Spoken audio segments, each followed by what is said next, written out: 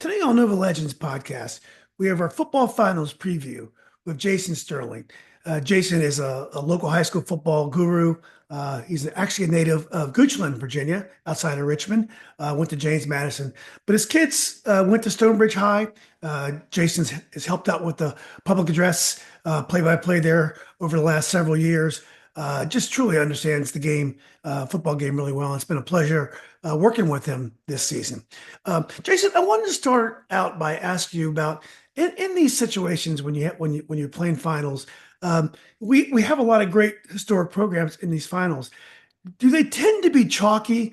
Do the favorites tend to win these types of games? That's a great question, Julian. I tend to believe that the favorites typically come out on top in these games. There's a reason I think teams become good, and it's a little bit of what they've got built up from a class standpoint. They have a lot of seniors, and really it boils down to talent on the field as well. I was sort of prepping for this. I was looking at a couple of these top teams and just the number of Power Four offers that some of these kids have, and it can be a mismatch on paper. And I think when you get that type of discrepancy potentially in the number of offers that one team might have around a group of guys versus another, it's very hard to overcome. Now, listen, football's football, as you know. Coaching matters, and the weather matters, and they're young kids. These are 16, 17, 18-year-olds, and you don't know how they're going to wake up and travel that morning early on Saturday and be prepared. But I do think chalk typically tends to hold with these games. But I think my second thing I'd always lean on is coaching, and we've seen that with some really good coaches like a Justin Counts out of Madison, who, I think was thoroughly out-talented against Oscar Smith just 3 years ago. But, found some ways to sort of claw his team back into that game with some trick plays and things like that. Now, Oscar Smith ended up pulling away, pretty handily. But, on paper, you would look at that game 3 years ago in 2021 and say, there's no way, they hang within 50 points of Oscar Smith. And they did. So.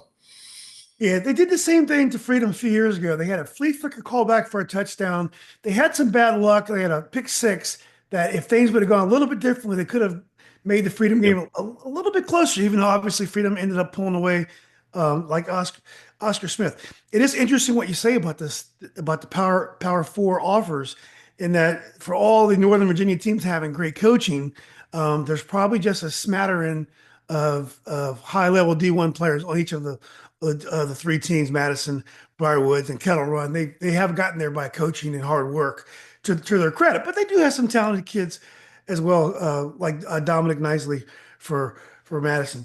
So let's start off with the Class 6 game. It's a James Madison at 5 p.m.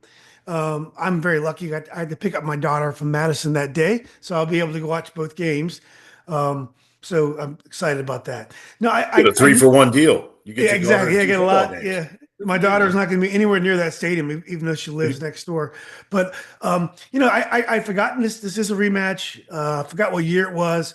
Oscar Smith is as good as they are. They have struggled with Northern Virginia teams. Someone pointed out to me that I believe they lost to Westfield a couple times, and they may have lost to somebody else from Class 6 in the state playoffs. So, do you remember that history that they have against playing Class 6 teams? Yeah, well, certainly Westfield. And Westfield had some great teams, and they did lose a couple games to Westfield. And that may go against my theory, because I suspect going into that, Oscar Smith might have been a slight favorite coming into some of those games. They do have two state title championships under their belt, and they've got 4 runner-ups, I believe. So, they the last year or two they'd been down. They were coming off that super great season of 21 was the year when they played Madison. So the kids that would have been on that team if they had made the roster would have been freshmen. So, probably very few from either Madison or Oscar Smith made the roster, and actually, or maybe they dressed for the game, but probably didn't see a lot of playing time. So it's really a whole new team here. Both teams that you're going to see out at on Saturday at JMU. But, this Oscar Smith team, when Hayfield exit the playoffs, I mean, these guys quickly moved to my list of likely team that would win Class 6. They're Julian, they've got talent up and down the field, and Chris Scott has done a tremendous job with this team. And if you think about, where they were back in 21, they had a great season. The only game they lost that year was to St. John Bosco out of California, which is a perennial top 10, sometimes a top one or two team in the nation. They were blown out in that game, but they obliterated everyone else in their run that year. James Madison scoring 17 points was actually the highest point total they gave up that year, outside of when they got beat by St. John Bosco. So Chris Scott's done a phenomenal job with these guys. They're averaging almost 41 points a game this year, just giving up under 5 points a game. So defensively, this team is really, really strong. And I think that's second in at least the remaining teams in the 12 teams in the playoffs to only Phoebus right now from a defensive points allowed standpoint. Yeah. Well, it was their schedule. It was interesting. They seemed to avoid the other great Tidewater Powers, Hampton Road Powers. They avoided Phoebus. They avoided Maury. Um, but I mean, obviously they played a tough schedule. I would assume. How was their schedule this year? Did they beat good teams? They beat some good. They beat Highland Springs this year, who arguably did not have the typical Highland Springs type of year that we've historically seen. They were down a little bit, but they still Highland Springs is well coached. They still have a lot of talent on that team. So to be able to beat them, and I think they beat them by roughly 20 points. I'd have to check that score, but it was I believe it was a 3-score game when all was said and done. So it was a it wasn't the world's most challenging schedule, but it wasn't also like just a cakewalk where they could just throw on their cleats and figure out how to go out and win. I mean, it was I'd say a middle of the road schedule, but they've really cranked it up here in the playoffs. And when you watch them, I mean, Julian, they stack up with the likes of a Phoebus and a Maury from a talent standpoint. I mean, just let me give you a couple numbers here. Sure. Their wide receiver Travis Johnson, he's got 23 offers, I believe, to date. They've got a running back who's got 7. Their safety Jamari Deloach has, I think, 14, and I believe he's selected Virginia Tech, where he's committed to. Jaden Coville, whose brother was a phenomenal player, Sherrod Coville at Oscar Smith. He's got multiple ACC and Big Ten offers, and they're just, when you look at them on paper, you're like, okay, these guys could pretty much hang with anybody in the state, and I think you're going to potentially see on Saturday how good they are. James Madison's going to have their hands full. Exactly. I think you mentioned the quarterback. I might have blanked on. Yeah, he's a underclassman, right? He's a guy who started as a sophomore last year, I believe. Yeah, Lonnie Andrews is his name, and Uh-huh. he's got some ACC offers already under his belt. I think he's got 3 ACC offers already, so he's really good. And he did get. I remember talking to some folks about him last year when he was really young, and they were like, getting him this playing time early will be really good for Oscar Smith in the next year or two. Yeah. So So they did play Highland Springs at home. I was reading about Oscar Smith. The actual Oscar F. Smith is named for him because he was a fertilizing magnet who was his wife, after he died, offered to build their stadium for give him $50,000 for the stadium. And they ended up, well, if you give us that much money, we'll name the school after you. 50,000 is about $500,000 in today's yeah, money. Have you been to the stadium down there? Is that a big home field advantage when I it don't even know is. if they still play in the same stadium. Yeah, they do some really neat things too. One of their entrance things that they do at home, they have what they call it. They're the Tigers, and they have this tiger cage. It's literally like a oversized tiger cage, and coming into some modern music, these guys climb the cage from the inside, and it's sort of like, let's not let the guys out of the cage. So it really does get the fans riled up. Sort of a pregame hype thing that they do, and it's really neat. If you haven't seen it yet, just YouTube it and check it out. It's pretty cool, and it's actually known nationally because it's one of the best, what they consider one of the better entrances in high school sports from a football standpoint. So, but it is a really good home field advantage. I think I think that helps them when they are playing at home. Obviously, they've got a bit of a travel here on Saturday, right, to get to James Madison. So Madison, not quite as far, just a couple hours from Fairfax down to Harrisonburg, but.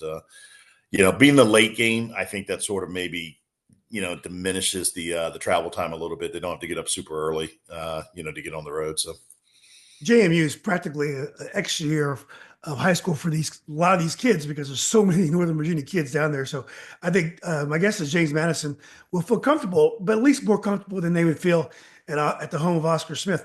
So let's talk about Madison a little bit. So Madison had an emphatic win against Lake Braddock. Yeah. It was a rematch game, and they won easily on paper. But if you watch a little bit of the game, they had a fourth down stand at the goal line after Lake Braddock was trying to claw back in the game, had an onside kick, had a chance to get within one touchdown. Again, Madison had a goal line stand, which it did against Westfield, and then they had a long run by Dominic Nicely, and then the dam broke, and they won pretty easily.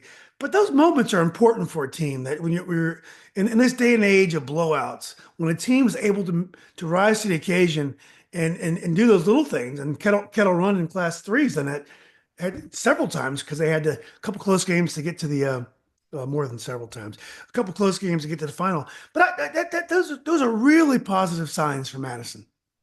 They are, Julian. And they are the ultimate team that will not shoot themselves in the foot, the proverbial foot. If you're waiting, if your team playing Madison, you're waiting for them to implode or make mistakes, it's going to be a long game, right? They are so well disciplined.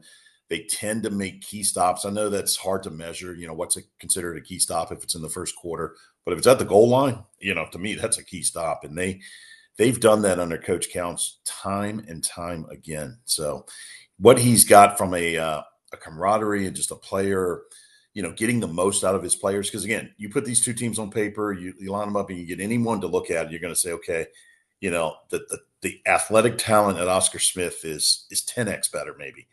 Obviously, the score won't reflect that, right? I think it'll be a lot closer. I think Madison, they've shown just time and time again, they know how to hang in the football games, and they do what they do very well. They run the ball with Dominic Nicely, who's got a lot of offers himself. I think he's going to Coastal Carolina, but he's got probably 14 offers.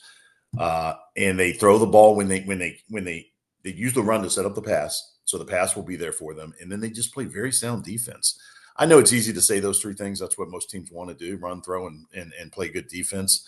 Madison does that extremely well, and like I said, you will not find them doing things that take them out of the game. Right? If Oscar Smith wins this game, it'll be because they simply were better and outplayed him. It won't be because Madison crumbled, made silly mistakes, had bad coaching decisions, misused their timeouts, any of those types of things. You won't see those at all.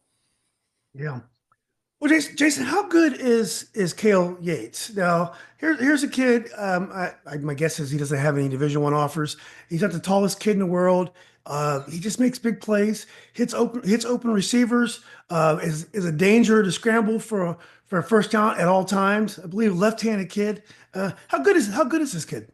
He's really good. He's really good, Julian. He's certainly undersized, and that certainly would keep him probably from playing major college football. I think he'll probably end up playing baseball in college. He's a great two-way sport baseball player as well. So I think he's a third baseman, maybe second base, middle infielder, I believe. But really good, and that certainly fits his size probably a little better, maybe playing second base potentially.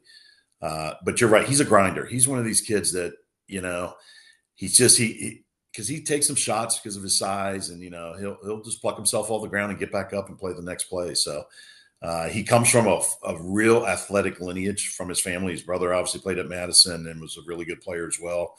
But just, he's the type of guy that, if he's got 15 minutes, he's going to go out in the driveway and shoot some hoops, to kill before he heads off to his next practice. And that's just how he is. He's just, he's got the athletic itch, I think, and he shows it on the field. And he's a great team leader too. And I don't want to say he's a game manager because I hate that terminology. I think it undersells a lot of kids or athletes at times. But he's really unique with what he does to be able to run that team. And again, if you want to see a player not make mistakes, Cale Yates is your guy. Yeah. Uh, he is. And Dominic Nicely played with his older brother last year, who played wide receiver, who was a great junkyard dog post player in Yeah, basketball. When a kid like Dominic Nicely goes on the field in Northern Virginia, he's probably one of the top, probably the best athlete on the field, or in the top five when he plays a game up here. Unless he's playing Hayfield, and you have several other good athletes as well. When you play against a team like Oscar Smith, they have a few Dominic Nisleys. But I did notice that last year at Stonebridge, a very athletic team, Dominic Nisley was still one of the best players on the field. He's a kid that's able to elevate his game as well. yeah, 100%, 100%. He's really good, and he's not just a good runner. I mean, they can turn him right around when the game's tight and he'll play defense. He'll be right there in the middle, playing linebacker, up safety.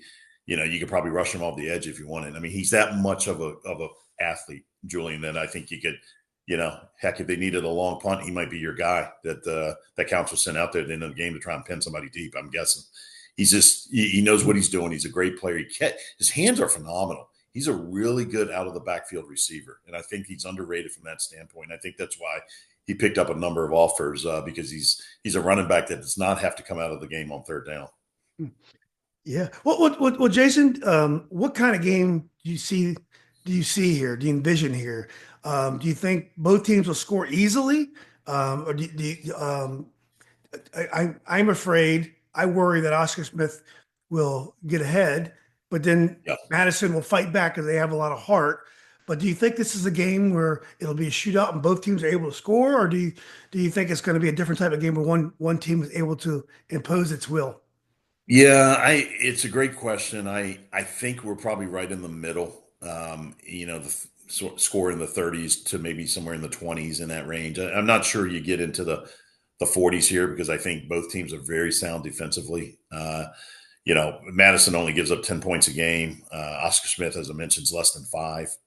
They both have really, really good defenses. So, if you want an early prediction from me, I jotted it down. I had Oscar Smith winning 34-21, Mhm. but with a late touchdown to make that edge look a little bigger than what it was. I think Madison will be right there. I think, again, Oscar Smith may come out the box early just with some of the athleticism, maybe get up by a couple of scores.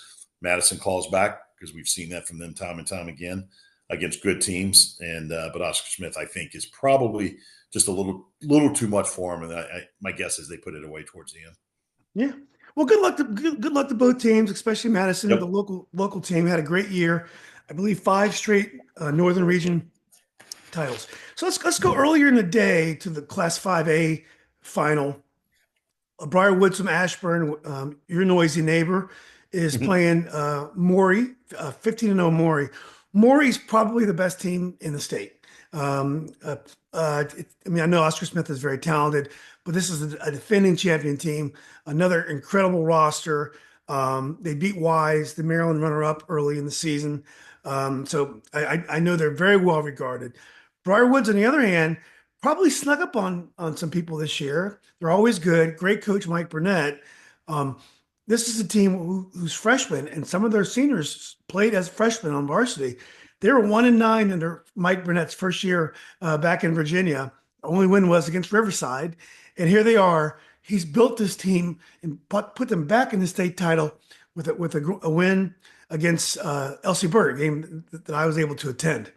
Um, this is another game when you have Briarwoods does have some Division One players, quarterback, um, Brady Carmichael. Brady Carmichael, a couple others. Their tailback has been hurt all year. He's Trey Dudley, but Yep. they have some. They have some.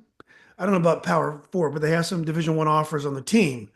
This is similar to Madison, probably even more so on paper. It's probably a bigger mismatch on paper than the Madison, but Briarwoods is on a heck of a roll. They are, Julian. And, I saw your show with Burnett. It was a phenomenal interview. And I Thank you. think, when you listen to him, you can understand why they're here, right? I mean, talk about another guy who gets the most out of what he's got. He's known as a program builder. I think you touched on that when you interviewed him, and who knows if he wins a title here and can upset Maury, does he find another program to try and bring out for that? Yeah, it'll be interesting to see, right? I think he likes Briar a lot though. But it's really good to see. I mean, that had been a region that had been dominated by Stonebridge over the years. And, with Stonebridge being down, Briar had the window here to go after this, and they certainly have. They've had a really good regular season. I wouldn't say a great one. They had 3 losses there in the regular season. But, it all matters what you do in the postseason. And Briar's been able to put a string of wins together here.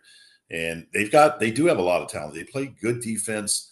They mix the run in the pass just enough to keep you from loading the box with 8 or 9 guys or, dropping 5 guys in coverage because you really don't know what's going to come at them. And Brady Carmichael is a really, really underrated running quarterback. Yes, He's yeah. I think he had 20 yards last. 20 yards last week. yeah, so he can he can chug along on the ground. He's got good enough speed, but he's a hard nosed player. They got guys that run hard.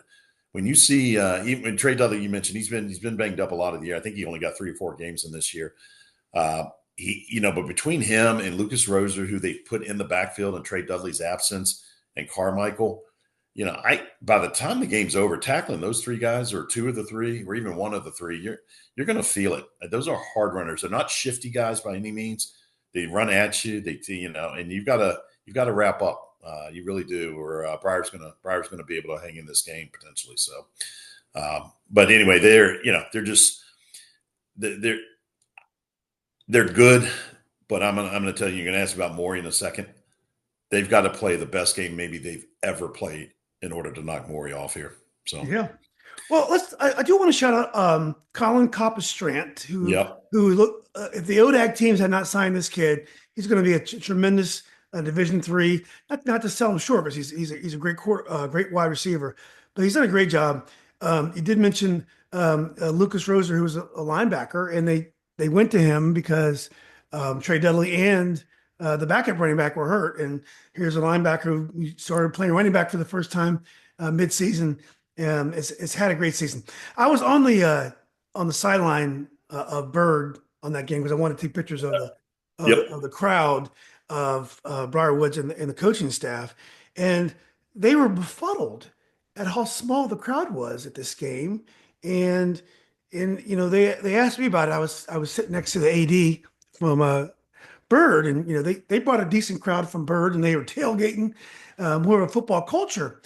And I was trying to, and Coach Burnett talked about this a little bit. Briarwood's history, Loudoun County is different, and Briarwoods has a great history in the early days. They did win a couple state championships under their first coach. I forgot who it was, Jason, but it is a school with a very diverse demographic that might not love football as much as Stonebridge loves football. And I told the coach, if you went down the street to Stonebridge, 4 or 5 miles north, they had a crazy football atmosphere for a home game, but Briar Woods is just not quite like that. Have you ever noticed that about Briar Woods? It's just not a football crazy place. And to Burnett's credit, he's been able to build an incredible program anyway.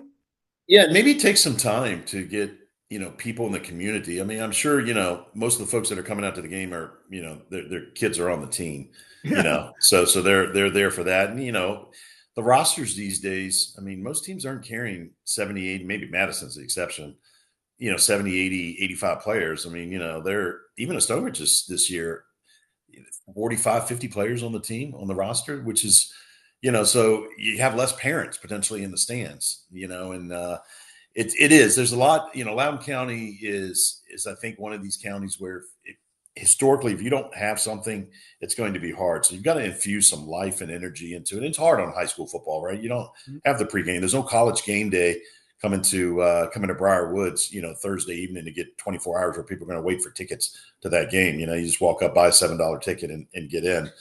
There's other things I think that are affecting that. I think the numbers of players that are actually playing football right now has something to do with a lot of this that you see. And I think teams that have historical legacies, you mentioned Bird, teams like that can draw a crowd.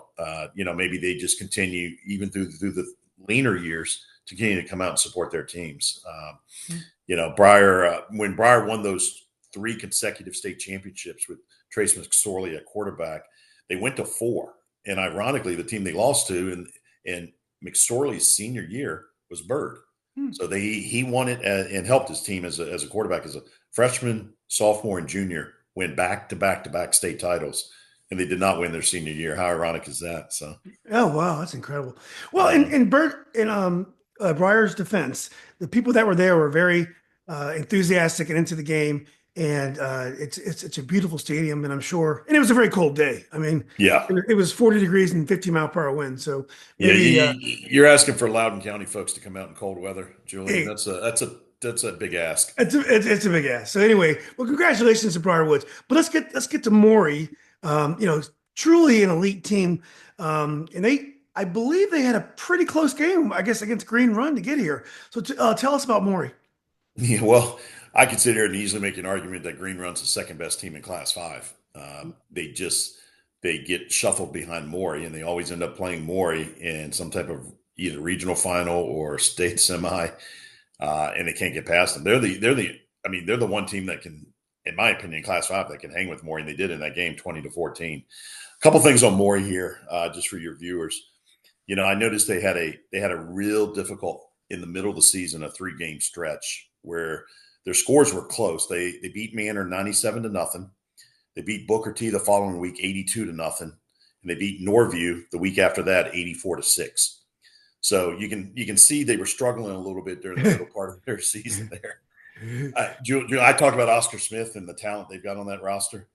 If you were to ask me to go through the talent and look at the number of Power 4 offers that you've got at Maury, you'd probably have to film this show in 3 segments here because it would run so long that you wouldn't be able to keep my attention that long. It is absurd the level of talent that Maury has on this team. It's every position. I mean, their 2 linebackers are the best 2 linebackers in the state, in my opinion. C.J. Smith and I have to look at my notes here. Isaiah Simmons, I think, are in my opinion, the best pair of linebackers out there. Wide receivers, speed to burn for days. Ari Watford, the edge that's going to Clemson, the guy, the defensive end that's going to Clemson. He was an impact player midway through his freshman year in high school, and he's a senior now. I mean, I think he had 7 or 8 sacks his freshman year. So you could see he was going to grow into something that was pretty historical there. And their quarterback, in my opinion, is probably one of the most underrated quarterbacks in the state, Arturi Newkirk. He's got a ton of offers. He's uncommitted right now, but he is a baller. I look at these guys, and DeRee McCain now is their head coach. He's got a lot of experience in these big games. He's lost some, but he's also been able to win some. He's won 2, and I think he's been a runner-up twice now in these championship games. They are, in my opinion, right now, they're the best team in the state. And I think Briar almost has to play the perfect game to be able to have a shot at this thing. Yeah. Well, last year I did watch the Stonebridge final game, and that's what stuck with me is how fast they were. Also, how ferocious they were on defense. I remember them being a very physical defensive team. But Stonebridge was out their quarterback. I believe they had a 3rd-string quarterback. I'm not sure. They but did. Stonebridge kind of kept the game relatively in reason, or in they were still in reach. It seemed like for a while. I got a feeling that they were kind of fortunate in some ways to be able to keep it close. Do you see a similar type of game this time, or Briar Woods? They put a big upset on. Was it Riverhead? Was it Riverhead? Right? What was the team that? Briar? Yeah, Briar beat. Who did Briar beat in the semifinals of the region? The running team. Oh, Massaponax. I'm sorry. No, West Palm, but then they beat Oh yeah, no, you're talking Riverbend. Riverbend. Yeah, Riverbend. I'm sorry. Yes, I had it right. So they beat Riverbend. Riverbend was favored to beat them. They had this great running game, and they went on the road and destroyed them. I think Bird probably that was a 50-50. So when you look at the matchup with Maury, is it even a bigger hill to climb than Stonebridge had to climb last year? I think it might be, Julian, and I love Mike Burnett. One of the reasons Stonebridge was able to sort of hang around that game last year was simply, Coach Thompson. I mean, he's a mastermind when it comes to, deploying countermeasures against something that's really good. He just, he did it for 25 years, and there's nobody better in the state at that. I think in my opinion, what's going to happen, and I think, you listen to someone like Coach Thompson from Stonebridge talk about this, whenever he would play teams from the 7-5-7 early in his career, adjusting to the speed is so hard. You cannot simulate it in practice because you just don't have anybody that can run that fast. And you can't really coach to where the angles where guys need to go to be able to make tackles and things like that. And I think that may be difficult out of the box for Briar Woods in this game. I think ultimately, they'll be able to find a little bit of a rhythm in here. But when I tell you Maury is so deeply talented, I know you might look at that Green Run score. Hey, they only won by 6. They had a chance to lose that game. Green Run is so good, and we really haven't talked about them, and really no need to right now. But the depth and the talent on this Maury team is almost incomprehensible. I mean, it's really hard to believe. I mean, their safety who's going to South Carolina, I think the guy has 2 dozen offers, and the majority of those are Power Four schools. I know I'm talking offers a lot here, so I don't want to, that always doesn't translate to what's happening on the field, as you know, and things can shift. But to me, on paper, and I love Briar Woods, man. My wife taught there. This is a mismatch, and Briar's got to play the perfect game to be able to hang around here. Well, I think Power Four offers are an indication of something. They don't give those Yeah. away for anything. So, well, let's go to Lynchburg to Class Four, and probably the best matchup on paper that we have. We have two of the historic programs in Virginia, at least over the last Yeah. decade or so. Varina is 12-1 outside of Richmond. I believe Chesterfield are playing the undefeated Phoebus team. I believe that this is the three-time defending state champ, or maybe two-time defending state champ. Then, because I know they moved up from three. It's Uh, three. It's three-time defending. This would be their fourth if they're able to pull this off. Four in a row. Four in a row. And they haven't even had a close game lately, or if at all. So this is a really great matchup. And if you were a neutral and you wanted to channel surf, this is probably the game you'd probably want to watch. Yeah. But let's tell us a little bit about Phoebus and Varina. Yeah. Totally agree with you on the on the maybe the game of the day on Saturday across all six classifications. Phoebus is I think it's 48 in a row they've won. So it's been a long time since they've taken an L, Julian, a very, very long time. Just for historical reference, I believe, if I'm not mistaken, they have 10 state titles under their belt and one runner up. So, what I see right there on paper is when they get to this game, they know how to win this game. I mean, 10-1 in state title games is a phenomenal record. Defensively, you won't find a better defense than the Phoebus Phantoms. And I probably could have said this 6 out of the last 8 years of watching these guys. I don't think anyone has scored on them in the playoffs yet. I believe they've shut out the three opponents that they've played. I think on the regular season they gave up or in between the regular season and the playoffs, less than 4.5 points a game now. So they're dynamic, and last year, I think their defense up front was probably a little better.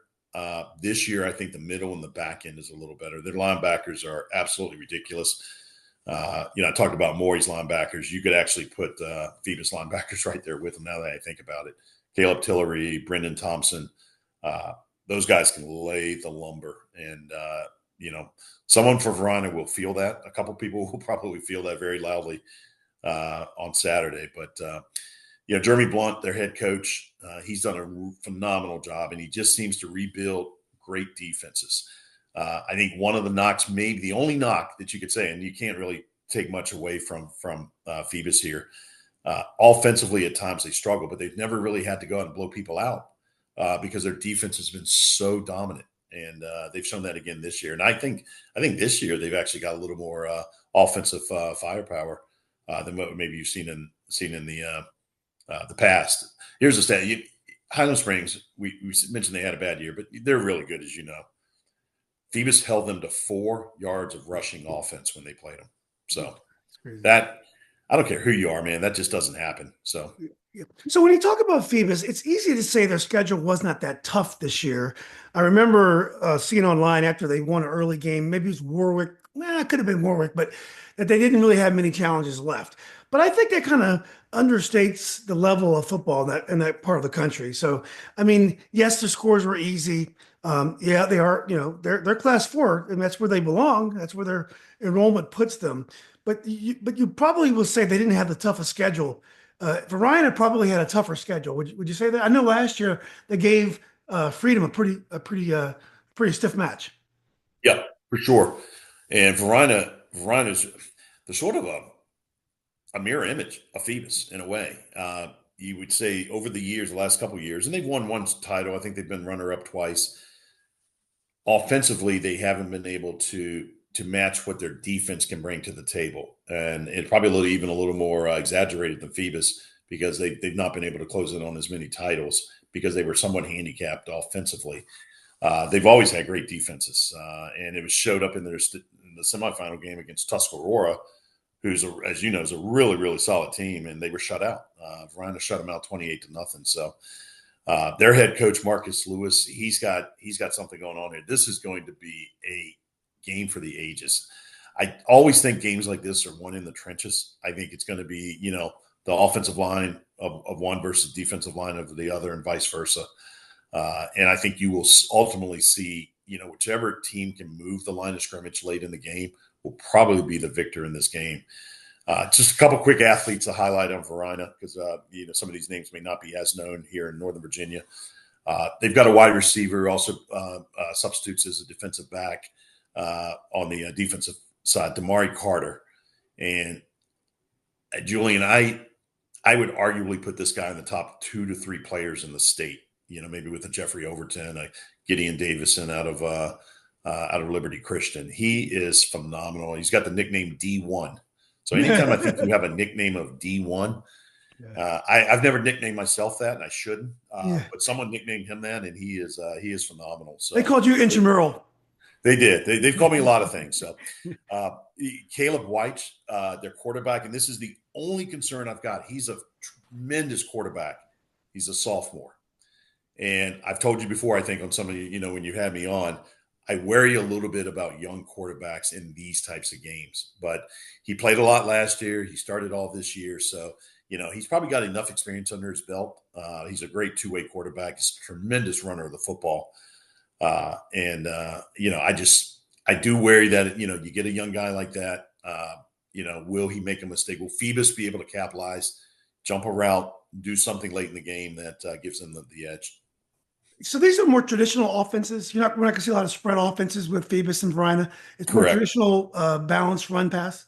Yep, more traditional balanced run pass. Both quarterbacks can run, so I think you get some of that RPO type game out of these teams. And neither one of them, because of their defenses, they're afraid to punt. Both of them, if they're at their own 40 and it's 4th and 3, they may punt it away. You see a lot of high school teams say, we've got to go for this here. These teams know what they've got on the other side. Their defense can actually, be their best offense at times, because they can get the ball pretty deep in the opponent's territory. So I think the turnover battle, whoever wins that, likely will come out on top on this game. Yeah, well, it's gonna be a great one. I'll at least be able to watch that on tape. The Ty Waters got a great YouTube channel where you can watch games delay. So let's go to Class 3A. Charlie Porterfield's Kettle Run, undefeated, 15-0, going against defending champions Liberty Christian. Yes, that's a private school. 13-0. I'll tell you, Kettle Run has beaten some titans to get here.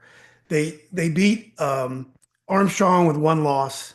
They beat an undefeated TJ team that was putting 60 points on teams with a bunch of D1 players. And then they easily dispatched Lafayette, a team that may have been favored to win the whole thing, if not Liberty Christian. Beat them a relatively easy 27-7. This is my upset special of the day. It is an upset, but Kettle Run, to me, with their quarterback Jake Mulhern, this is a very experienced team, and actually they're still young. That I think is really flying high right now. You mentioned Liberty Christian and their I think Clemson signed running back. How good is Liberty Christian? Are they just are they in the same league? Are they in the same level as like a Phoebus or a Maury? I think potentially this year, because of their senior class, their quarterback's a freshman. So, wow. I just said, hey, young quarterbacks scare me a little bit in some of these big games. Look, if I'm Liberty Christian, I do one thing in this game. I turn around and I hand the ball off to Gideon Davidson, who's going to Clemson, and I do it 40, maybe 50 times. I really do. I know that sounds crazy, to run a high school kid like that. But if you want to win this game, and I think Frank Rocco, their head coach, understands that, I think you will get Gideon Davidson on 1st down, 2nd down, 3rd down, and maybe on 4th down. He is a beast of a back. I know you probably haven't seen him play. There's a couple great running backs, as we know, in the state, and from a senior class standpoint. This guy takes a backseat to no one. He's averaging $166 a game. His career yardage is likely going to be ranked in the top 10 in the entire state historically when it's all said and done after this game. And they are really, really good. They've got a couple guys. They got another guy a linebacker going to Clemson as well. So they are not short on talent at Liberty Christian at all. They pounded William Byrd 49-14 in the semis. And I look for these guys.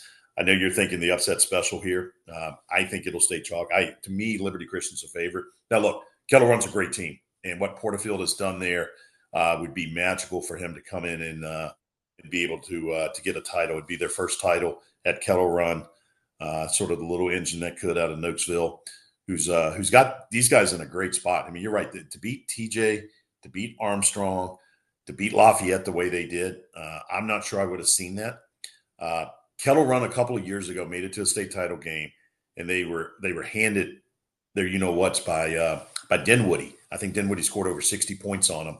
And I think they take a lot from that. I think Coach Porterfield understands that, hey, look, we've got to be better prepared, and I think he will be for this game. I see a high-scoring game here. These offenses are dynamite, man. And I see this thing. I see points going up. I see the guy working the clock and the scoreboard having his fingers going pretty quickly during this game. So, yeah. Look, Liberty Christian's a different monster, man. They really are. And they very well could be the fourth best team in the state behind the 3 7-5-7 teams that we've already talked about with Maury, Oscar Smith, and Phoebus. Liberty Christian could be the fourth best team out there, man. They really could. Right. Well, you mentioned Gideon Davison. I earlier this year, I just pulled up a highlight reel of him just because I did hear his name, and some of the highlights were on defense. He was putting the wood to some running backs. I think as a linebacker, really hard hit. Yes. But I guess he's a pretty good linebacker as well. He is. And, probably didn't see much of that unless they were in games where they thought they would have a competitive battle. I know Coach Rocco doesn't like to use him, but he absolutely probably will have him in the middle starting as a linebacker against Kettle Run here, given the stakes of this game and the quality of Kettle Run. So, yeah. Well, that game is at 11:30 at Liberty. It's unfortunately for Kettle Run. It is a home game for Liberty, but Kettle Run was able to go into Richmond at nighttime at Virginia Union. Very, very difficult atmosphere. I'm sure that the folks in Richmond were expecting the W over the Country Boys from Kettle Run, and they're able to get that win. So I'm sure this is something it'll be a experience these kids will never forget if they're just to be in the final. But if they're able to win that game, it's going to be amazing. Well, look, Jason, this has been great. Thanks for doing this season. I think we had a great season. I think you provided listeners a lot of great information as you would today. Are you going to watch? Are you going to watch the games? Which 2 games are you going to watch, if any? Well, I'm going to try and catch a little bit of the early games. I'm actually going to the Army-Navy game this weekend, so I physically won't be at any of these games. So I'm going to try and catch some of the early action before I've got to dart over to Landover, and then certainly I think when I get back, I'll probably I'll try and watch on NFHS some of the other games. So I'm sure I'll get the scores throughout. I'm not one of those guys that has to wait. I'll be curious. I'm sure you'll be some scores, which I'm fine with. So yeah, you're heading to JMU, right? Yeah, JMU. I'll be able to see both games. I'm picking my daughter up, so that'll be great. Make sure you say hi to Daniel Snyder for me out in Landover, one of my favorites. But tell him I hope he's doing well, and the Commanders look amazing this year. But look, Jason, thanks again for doing it this season. I think we had a lot of fun. You're a great source of information, and hopefully we're able to handicap these races. Handicap these games correctly. But I really want to just thank you for jumping in this year, doing an amazing job, and look forward to doing it again next year. Yeah, thanks for having me on, Julian.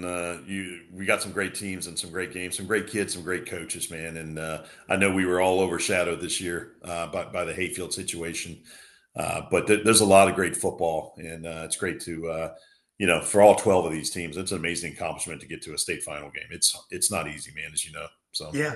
Well, I would say next year it'll be just football and no drama, but I'm not willing to bet on that. Yeah, So don't bet on that, man. That story may never end. So at least I guess we've got basketball here to turn our attention exactly. Basketball so far, there are no transfers in basketball, so we don't have to worry about that in to. basketball. So anyway, all right. Well, Jason, again, look, have a great rest of your day. Enjoy the Army Navy game. Who are you picking? Who are you picking in Army Navy? I'm going Navy in Navy. that Okay.